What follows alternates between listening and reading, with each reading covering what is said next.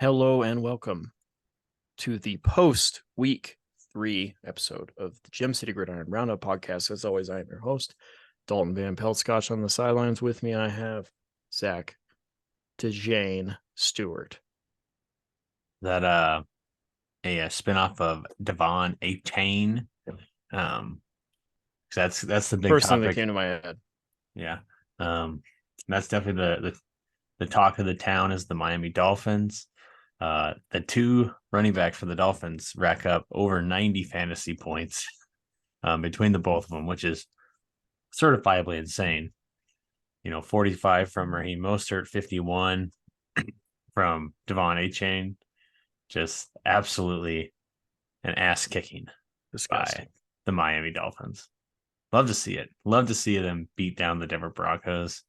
And we're all going to be tortured on Monday Night Football next week when we have to watch the Denver Broncos and the Chicago Bears.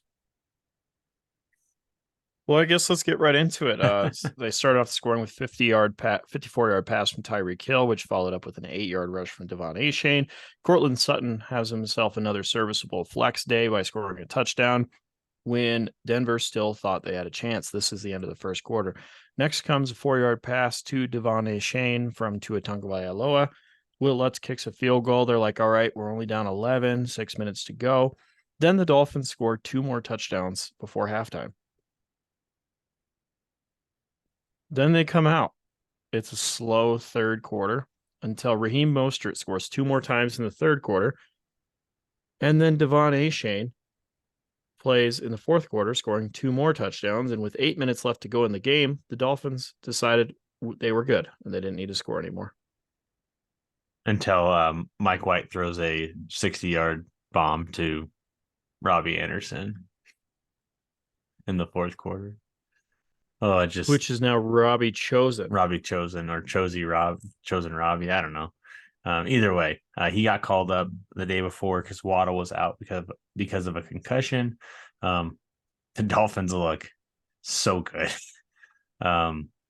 Yeah, it's gonna be fun to see if they can kind of keep this up. Obviously, you don't expect 70-point performances ever. Only the third 70-point score in the league history. So, but I mean, they have an explosive offense. We saw it last year. We've seen it through 3 weeks this year. It's going to kind of keep going. On the other hand, Denver, their defense is terrible, which is good for fantasy because whoever's playing Denver, they're just gonna light them up. So that's kind of good. But like, game got out of hand. Like Sutton had a serviceable day. Judy got a bunch of garbage time. Like Marvin Mims looks like the best player on that team, but they just don't give him any touches. He returned a kick. 90 plus yards. But yeah, better days ahead for Denver, obviously. But yeah, Miami's fun to watch. Can't say anything different. And this was without Jalen Waddle. I wonder if they watched a lot of film on the Broncos and just realized, hey, they cannot guard this. We don't need Waddle this week. My guess is, yeah, my guess is the Broncos linebackers are really slow or something. I don't know what else it could have been. Yeah, it's just like, and I know we're talking about fantasy, but like, yeah, Mostert 45 points, Achane 51, like Tyreek Hill chipped in an easy 30 on top of that. So, yeah, just what? Oh, peace. Yeah, second play of the game. I was like, you got to be kidding me already. I was like, here comes a 50 burger from Tyreek Hill. Who knew it'd be the running back scoring 90 plus? All right, the Niners start off on a good foot as Mike Evans scores a touchdown for the Tampa Bay Buccaneers. Mm-hmm. San Francisco keeps rolling 30-12. It appears that if you put a lot of pressure on the Giants with your front four, they can't do anything. Throw a ham sandwich at them. They'll probably get scared.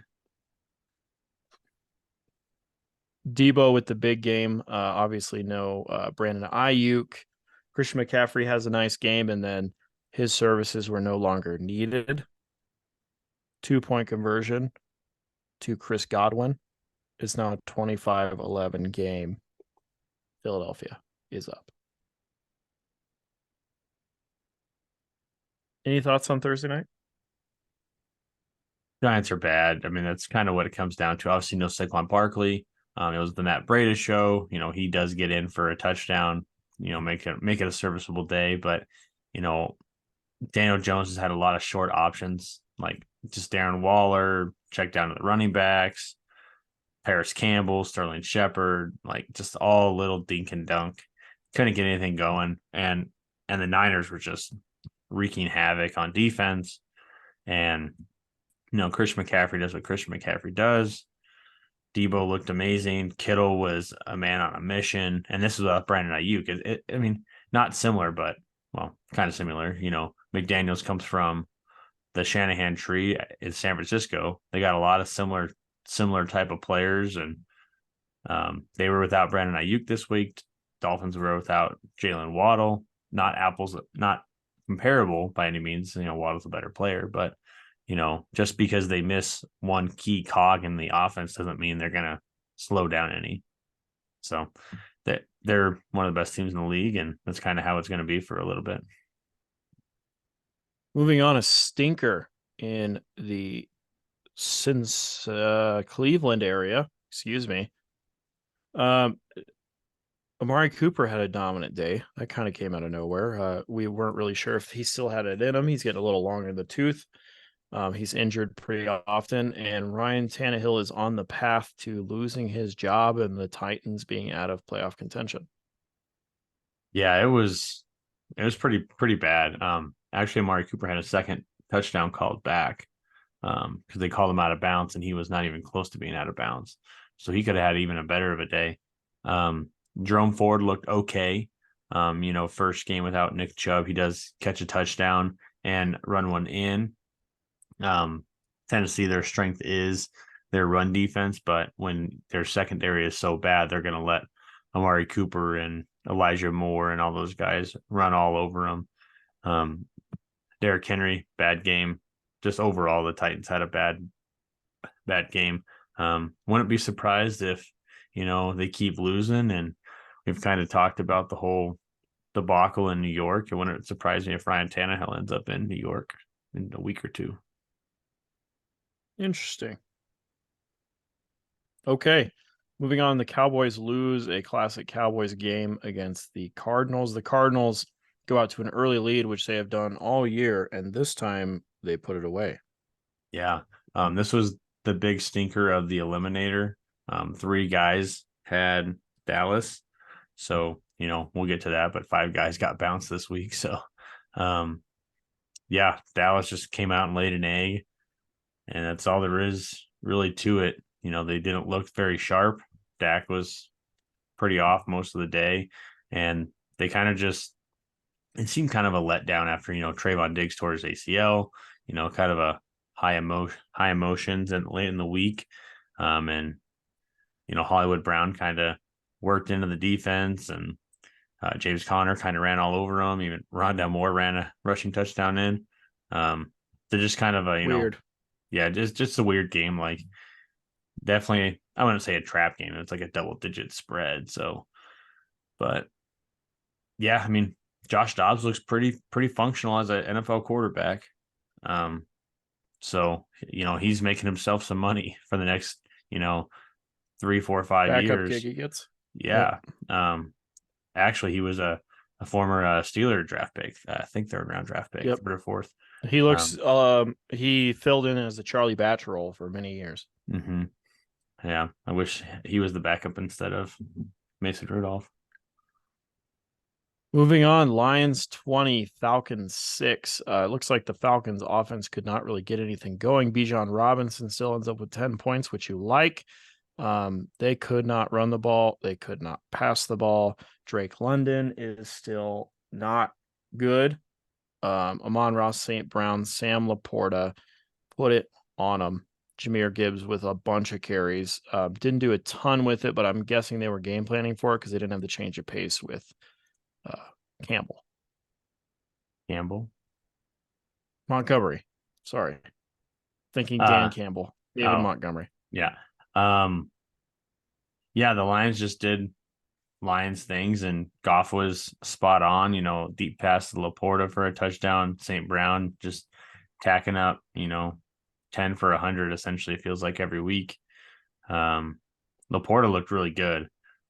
And, Goff even, chips in a rushing touchdown after they, been running it so well all day, and he pulls it at the goal line and he gets one in.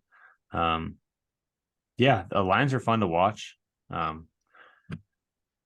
Yeah, I like watching the Lions.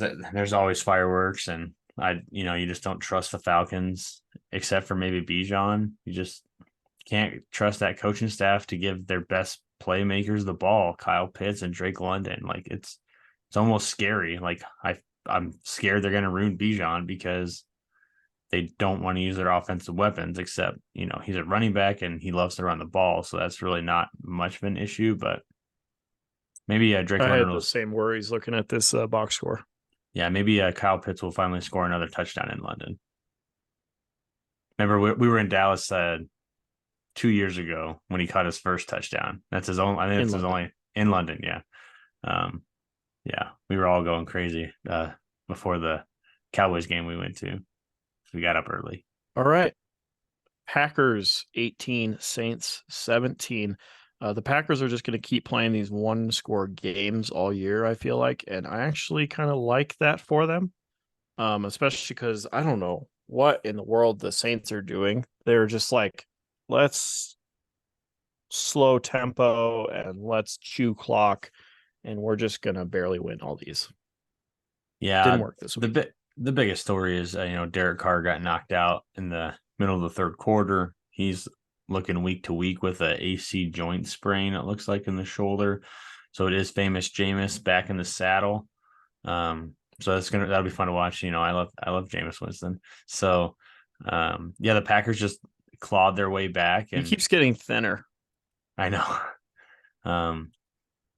But yeah, the Packers are just kind of finding a way to get it done. Jordan Love doing all right, winning games without two of his top playmakers, no Christian Watson and no Aaron Jones. I think that was specific not to play them this week because it is a short turnaround on Thursday night. And I think they want them ready for that game against Detroit.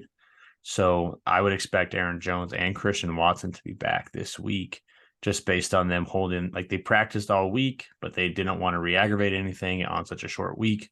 So I would expect them to be ready for a shootout in Detroit. Trevor Lawrence does not get it done in an AFC South matchup when he really needed to. They fall to 1-2, which is just as bad as the Texans. CJ Stroud does enough to get the job done. Tank Dell, 7 targets, 5 catches, 145 yards, and a touchdown. It's just like the Texans of old, where there's just a bunch of dudes you've never heard of, and they're getting involved. And then there's Bobby Trees. Bobby Trees always doing stuff. Tank Dell was a high draft pick this year, so people had high hopes for him, and he's doing really well ever since Noah Brown got hurt in the preseason or late in the preseason. So he's taken advantage of the opportunity, and he's looking really good. Nathaniel Tank Dell. So been fun to watch. Another trap game for the Eliminator League. 2 more folks picked the Jaguars. So 5 guys are out. It's coming down to a 4-horse race, and we're going into week 4. So maybe I can stir up something. Maybe we get a back half Eliminator League for the other $50 that are up for grabs still. Lame. All right. Chiefs 41, Bears 10. Taylor Swiftie was in the house and celebrated jovially once Travis Kelce got that touchdown catch. Yeah, I think that's, like, it's funny that that's the biggest story of the game, because the Chiefs just walloped the Bears. So everyone was just focused on, Taylor Swift, and obviously we're talking about it. So I saw something today that Travis Kelce's jersey sales went up 400% overnight, and he had 300,000 more followers on social media. after that Uh, game. So it's kind of funny.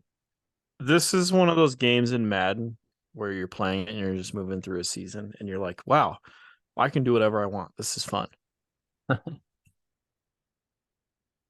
And that's what the Chiefs did to the Bears, Man, they're whatever they bad. wanted to. Yeah, they're bad. Yeah. All right. Um, Chargers, they finally won one when it was down to the wire. Uh, the ghost of Philip Rivers, they're always, 7 points down in the fourth quarter. This time they actually did it. Unfortunately, Mike Williams goes down with an ACL tear, I Yeah. believe, Yeah, done for came the down with year. the He did have a ACL. big game before he left. Yeah, that's a bummer. Just kind of the same thing that we get from the Chargers. They're very promising. Injuries last year. Keenan Allen was banged up. This year, now it's Mike Williams.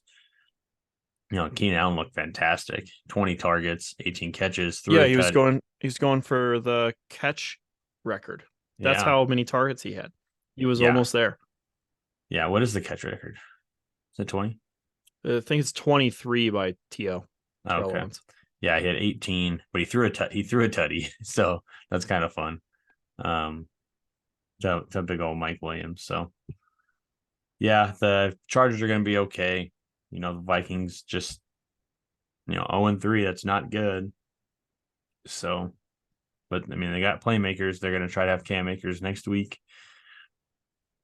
But Uh-huh. JJ does everything. Hawkinson is fine. Addison is fine. Kirk Cousins is fine. But that defense is bad. They're going to lose a lot of games. Keenan Allen actually just tied for third. There's a four-way tie for third on most catches in one game. I was wrong. The leader is Brandon Marshall in 2009. He had 21 catches on 28 targets. 28 targets. The yeah, so then That's it's TO at insane. 20 when he played for San Francisco on 22 targets. And then you had Keenan Allen, Jason Witten, Brandon Marshall again, and Tom Fears in 1950. Sheesh. Jason Witten up there in 2012 against the Giants. That's insane. Check down Charlie, baby. That's right. All right. I didn't see anything else from this game. Madison had himself an all right day. He is probably going to start losing some target share and all of that unless he can keep up, you know. Yeah, they've had fumbling issues this year. They've had a lot of fumbles. So something to keep an eye on. AJ Brown Jefferson with gets in another the big end one. zone, which we all like to see. Yeah, finally, first touchdown for I Jefferson. Yep. New England gets the job done against the Jets. This probably should have been a pick 'em pick for the Patriots. You just never know what you're going to get with them. That's the problem.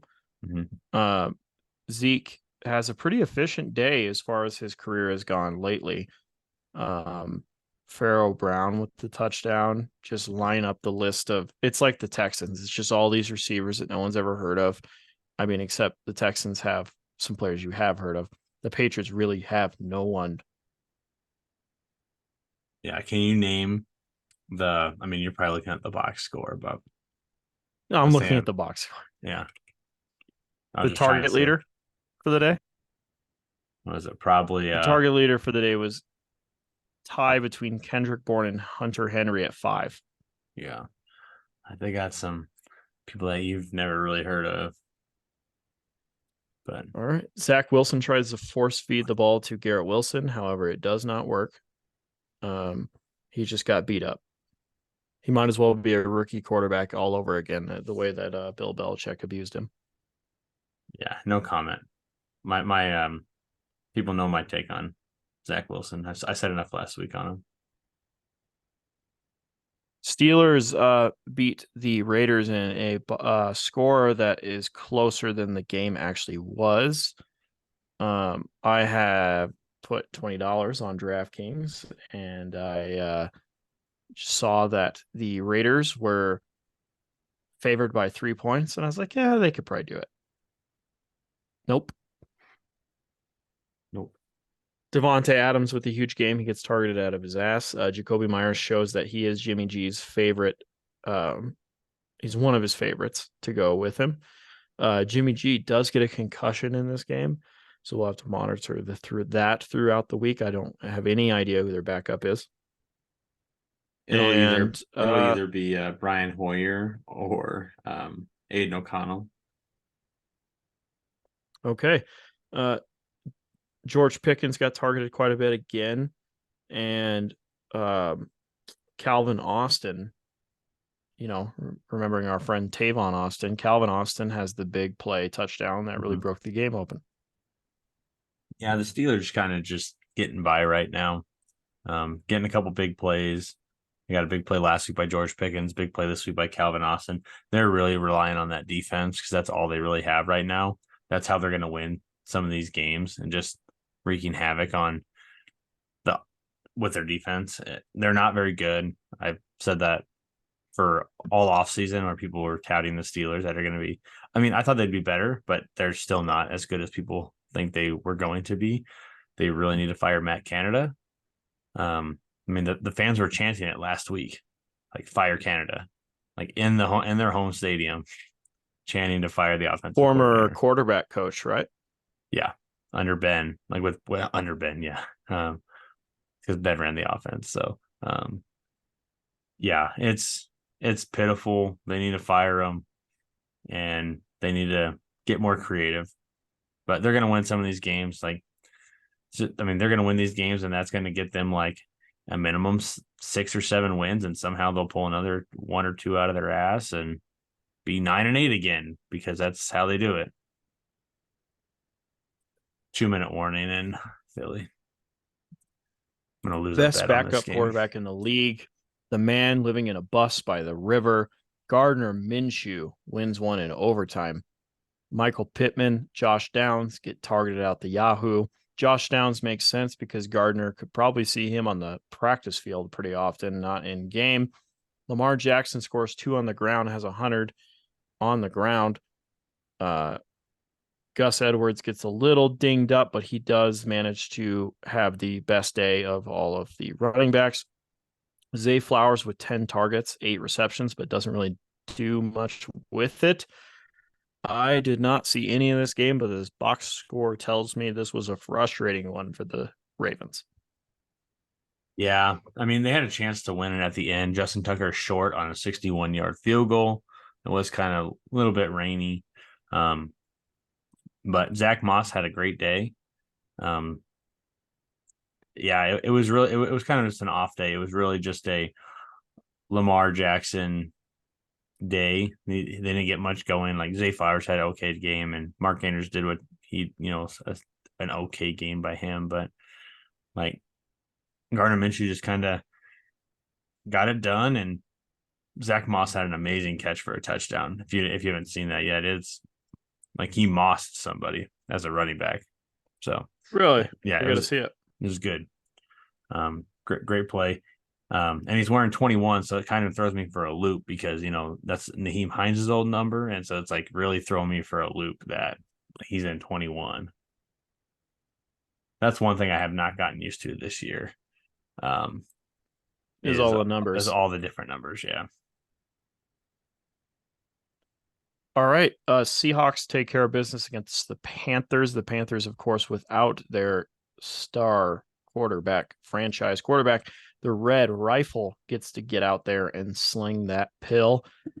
He loved himself some Adam Thielen. Thielen got in the end zone. Thielen did all sorts of stuff. And the week that everyone's trying to get rid of DJ Chark and move off of him, Andy Dalton finds him. And that's just what you get with a young quarterback. He's, Bryce Young, he's trying to manage the offense and he has a limited playbook and he's trying to find the dudes that, were drafted with him. And Andy Dalton throws it 58 times. He threw it 58 times. Yes. 34 for 58, 361 and 2 touchdowns. Oh my God. I thought it was 48. That makes it seem even more ludicrous. Yeah. They must have been running no huddle the whole game. They must have been. I mean, I was only paying attention to it because I had a a side bet with some like a just a two parlay prop bet that there was a special on, and I was rooting real hard for 4 catches for Adam Thielen. He had that in the quarter and a half, and I was like, okay, I'm done with this game. So Kenneth Walker looked amazing in that game, but yeah, Yeah, he keeps his job for a couple more weeks for sure. yeah, and he's actually like seeding a decent amount of work to Charbonnet.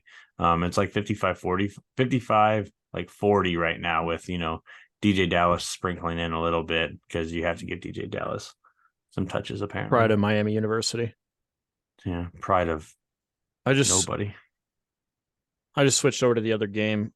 The Matt Stafford just got sacked in the red zone by Hendrickson, I believe, which was an Ohio State standout. So the Rams are likely going for the third field goal of the day, making it 9-6 game, a la Super Bowl with the Patriots. I don't remember which one. Yeah, I had another side prop bets on Kenneth Gainwell over What was that? 1.5 catches. He got 1 catch. Ooh, yikes. DK Metcalf, 6 catches for 112 yards. He's kind of got a little bit of Andre Johnson feel where it's kind of a bad team, but not really. Mm-hmm. And he's just finding all these targets that no one knows that are happening and getting all these plays. He's just like down there 15 yards on an out route and getting the catch. We're not paying attention to it, but it's happening. Yeah, it's really weird, but he's gonna be good. Buffalo has themselves a I'm not sure which quarterback I was trying to say this about, but basically he didn't have to do shit. Josh Allen, that is. Josh Allen, 20 for 32, 218 yards, a touchdown, and a pick. James Cook picks up 98 yards on the ground. Josh Allen also sneaks in a TD. Latavius Murray and Damian Harris gets a little bit of work. Obviously, Damian Harris, you don't need to have him anymore anywhere near your roster. He's doo-doo. The only way Damian Harris gets run is if James Cook goes out injured. Stephon Diggs, 12 targets, 8 catches, 111 yards, although Gabe Davis does get the touchdown. Moving on to the Washington side of things, Sam Howell was lost without a paddle. 19 for 29, 174 picks. My God. Sacked 9 times. The Buffalo defense in my work league had 40 points, although they played Mickey Mouse defense rules. Antonio Gibson, trash. Brian Robinson, fine, but he didn't get any work through the air, so who cares? Terry McLaurin, he is good enough for flex consideration. Burley, and by Burley, I mean because he outscored Brian Robinson. Yeah, that was a rant while Zach was away. Yeah, that was a super disappointing game. Yeah, people have high hopes for Washington, and maybe they just ran into a buzzsaw with Buffalo. It's a joke of an organization. Yeah, they're still trying to turn around. They got new owners, so hopefully they won't be a joke for much longer. But yeah, they're still the stepchild of the league, and people walk all over them. And I mean, yeah, Sam Howell looked pretty atrocious. 9 sacks. That is, yeah. I mean, it's one thing to throw 4 picks, but to take 9 sacks is you just gotta get rid of the ball, man. Yeah, he's not gonna remember too many more birthdays at this rate. Yeah, that is our saying. Eagles take care of business 25-11. This one just ended. We might as well burn this one too. Baker Mayfield looked a little lost out there. He didn't have too much help. Rashad White, basically they were in shotgun the whole game, and he would just say, okay, here's the ball. I don't want to throw it this time. And that was the whole game plan with their running back. Mike Evans does find the end zone. Chris Godwin looked more productive watching the game than he actually was. He had a lot of plays where he was just barely out of bounds, or there was quite a few times where he was targeted and the ball came to him and he caught it, but he was not in bounds. It was really good secondary work by both teams. Actually, there was a lot of pass breakups while I was watching. AJ Brown goes off. Devontae Smith. It's just going to go like this a little bit. Like you're going to have them right here, and then it's just going to flip like every couple weeks. It's going to be the AJ Brown or the Devontae Smith show out of him. DeAndre Swift with another big game. However, he doesn't offer anything through the passing game in this one, as once again they didn't really need to target their Yeah, running backs. he's the starting running back now. I mean, everyone got excited with Gainwell week 1, but He got a lot of Gainwell, run at the end of the game, but it was already over. yeah, it's Swift looks awesome. Rashad Penny, see you later. Oh yeah, he's been a healthy scratch. No, he was on the roster today. He didn't get a touch. Oh, was he? Though. He was a healthy scratch week 1. He was, and then when Gainwell was out, he played, but only after Boston Scott got concussed, and Scott was out this week with the concussion. So Penny was active, but yet did not see a touch in the game. So Boston Scott is one of my worst nemesis in fantasy. Yeah. Boston Scott demolished me in the playoffs one year against Matthew Lloyd Henderson, and I have never forgotten. Neither is he. Yeah. Good old Boston Scott. Been around for a while. The matchups that mattered. And with Jamar Chase only scoring 11, he just caught the ball again. Still will not matter, as I am up 39, probably more like 35 after that catch. I'm probably doing math incorrectly, but it doesn't matter. I take out Lucas and move to 3-0. Lucas falls to 1-2, likely just outside of playoff spots. Maybe, probably not. I have no idea. There's 2 0-3 teams. So what is the world where Christopher Lean has a good fantasy team? I don't know. I've never seen it before, so I don't like it. I don't like it either. But yeah, nice solid game. He's got another 10 or 12 points from Puka. If he can get it, he can kind of overtake Garrett for the highest score of the season, but looks like Lane is going to get the skin this week for sure. Her highest points. Yeah, Lean is going to get himself a $25. Good for him. He's a but quarter in the of the running, way to paying for his entry. In the running for the highest point total of the season, though, which can pay you more. So there's still plenty of time for that to happen. Yes, whole second half for Puka. Okay. Patrick will be 0-3. Go ahead and break down your matchup. Oh man, I mean, it doesn't help when I have Devon Achane on my bench for 51.3, but that's all right. Wasn't going to play him anyway. Mahomes fine. Ford did what he did. My two I almost said my two brown boys. My brown man, I can't even think of a good word to say it. My two brown boys. My two stud receivers, AJ Brown and Amon-Ra St. Brown. Nice days. Tight end, it is what it is. Kyren Williams hasn't had a very good game right now. He got 51 total yards, but touchdowns are what matters. I cannot pick a defense to save my damn life, and that's okay. And what does not really matter. Keith is putting a nice, good 30-point whooping on me. He had a nice day from Sanders, Tyreek Hill, Mike Williams, Amari Cooper. Solid day for him across the board. I'll have better days ahead. Like I said, I did. I traded for Jalen Waddle this week, and I gave up 2 players that I could have played. Don't know if they would have helped me this week. Probably not. But looking towards the future in that. So I dropped to 1-2. Not too worried about that yet. Still early in the season. Heath does climb to 2-1. Once again, like we said, it is the race to 7 wins to make the playoffs historically. Mm-hmm. Correct. All right. Garrett moves to 3-0 as I do Bowl. not see T. Higgins bailing out Stewart for 33 points. I don't think so. No. So Garrett moves to 3-0, joining me as the only other 3-0 team, and Stuart Brinkman, unfortunately, after his stolen valor, falls to 0-3. Yeah, and the people's champ 0-3, and the actual champ 3-0. We What a have disgrace. we have a very, Very tight. very, very tight one, which is still undecided. We have Tutu Atwell versus Evan McPherson. Tutu having a 1 point advantage in this game. However, we will not know what the end result of this one is until the morning. Both teams looking to have a winning record. The loser, of course, not having one of those. Great. Good job there. And then we have Was that Ron Burgundy enough for you? yeah.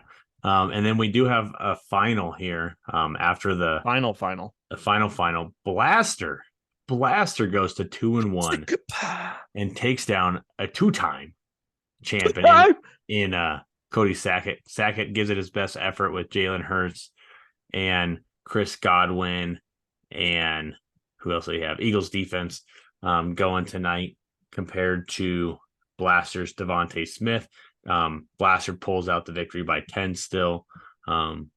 Sackett didn't really have much going for him on the bench. He's lost a lot of running backs the last week or so.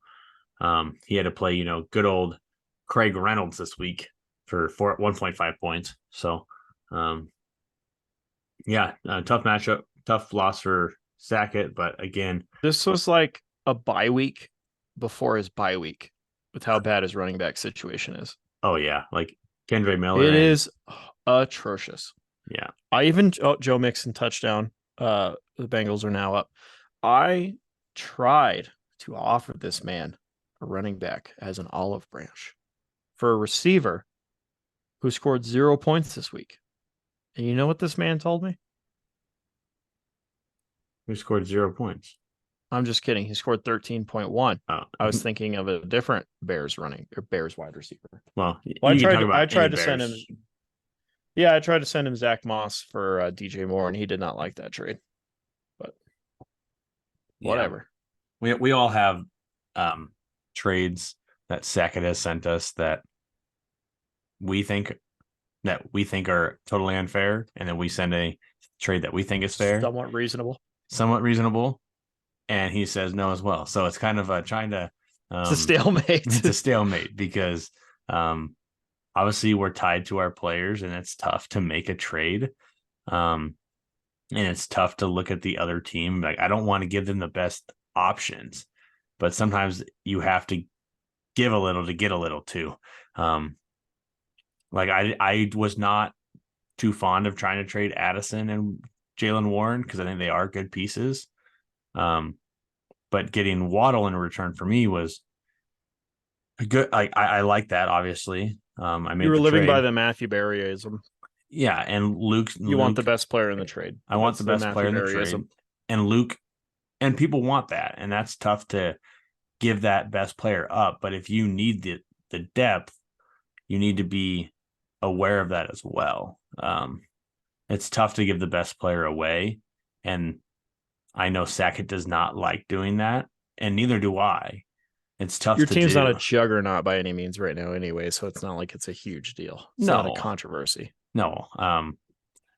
Who would have thought I'd be starting Kyron Williams and Jerome Ford as my starting two running backs? Just screw Breece Hall.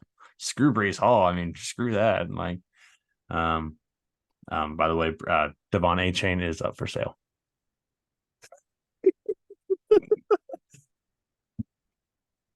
It's the highest bidder. Yes. Okay. I believe that's the end of this part of the show. Just to touch on baseball playoffs are 6 games away. They start on October 3rd, I believe. The wild card series. If you've checked the AFC West, excuse me. The AL West. My God, is it close? Yeah, and that's all I'll talk about baseball. Champions League kicked off last week in Europe, and now we can move on to the bets that matter. Let's preview the next week. I'm trying to load my DraftKings right now. Oh yeah, sorry. I had already closed out my thing. Let me see if I can pull it up on my phone. I got it. Oh, we got it. No more dead air. Got it.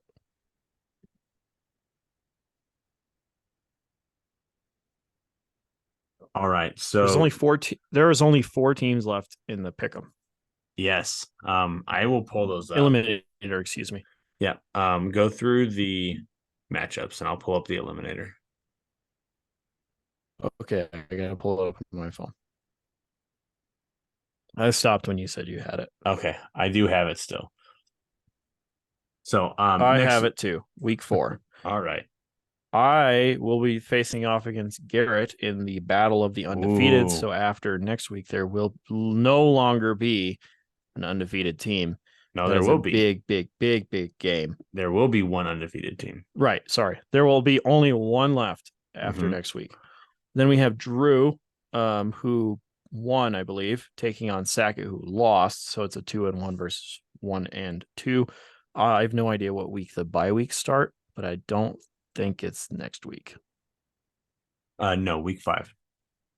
Then we have Lean, who also won, playing Blaster, who won, and Lean is currently slated to whoop up on Blaster, but we will see. Blaster obviously has a ton of Kansas City Chiefs stock. And then we have Cole versus Stuart Brinkman, who's now sitting at 0-3, and Heath facing off against Lucas, who is 1-2. I believe Heath is 2-1, but I can't remember off the top of my head. Yes. And Zach gets an 0-3 Patrick, or 1-2 Patrick. 0-3. Patrick and Stewart are 0-3, while you and Garrett are 3-0. Okay, there we sit. A quick update on the eliminator. So obviously Luke, myself, and Drew have been out since week 1. Teams that were eliminated in week 2, there were none. Everyone that survived week 1 survived week 2. Week 3 was a toughie. We had Sackett, Cole, and Stewart all picked the Dallas Cowboys. Wah, wah, wah. And we had Garrett and Heath picked Jacksonville. So that leaves four players left in the eliminator going into week 4, which, I mean, I figured this was going to be like, I figured by like week 5 or 6, we were going to be done. We had Lean picking the Seattle Seahawks, as well as Dalton picking the Seattle Seahawks. I wonder if this is a, it looks pretty similar. You guys both picked There's the no Ravens, collusion. both picked the Ravens, both picked the Giants, and both picked the Seahawks. Are you guys gonna split the $50 or what? And then we had Blaster pick the Eagles this week, and Patrick picked the Miami Dolphins in the routing of the Denver Broncos. So we have Blaster, Dalton, Patrick, and Lean left in the eliminator going into week 4. So maybe we'll have a champion this week. If all 4 of you lose, Replay? Yeah, everyone will have to move on. So yeah, that's where we're at in the eliminator league. 4 to go. Do you think it just says you're all eliminated on the app? Yeah, I may just make you all submit something to me. Okay.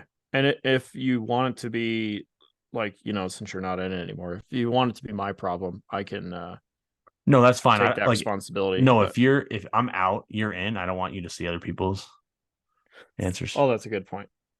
So I didn't think about that. Ideally, if everyone loses this week, we will run it back with the 4 that are still in it. So okay.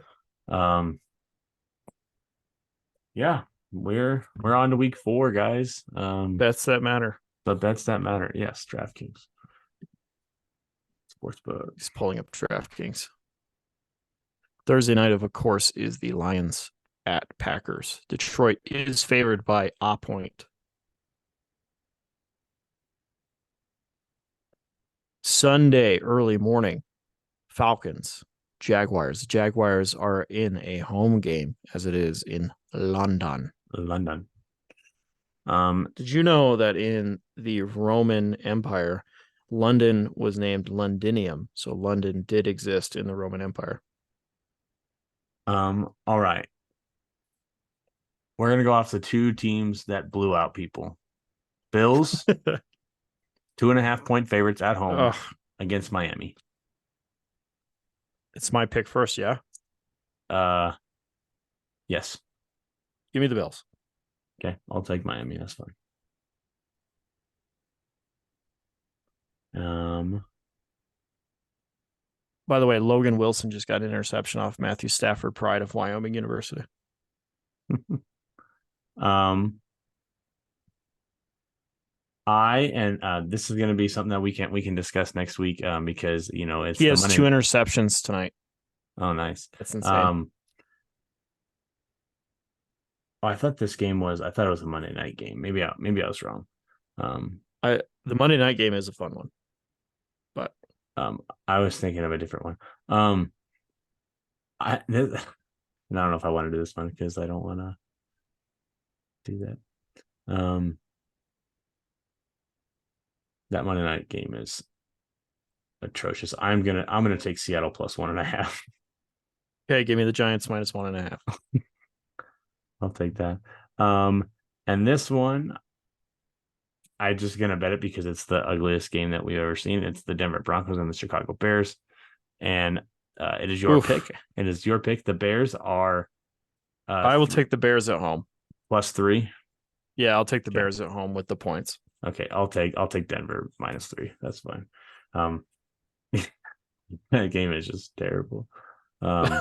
It's you already know it's going to be on too. That's the shitty part.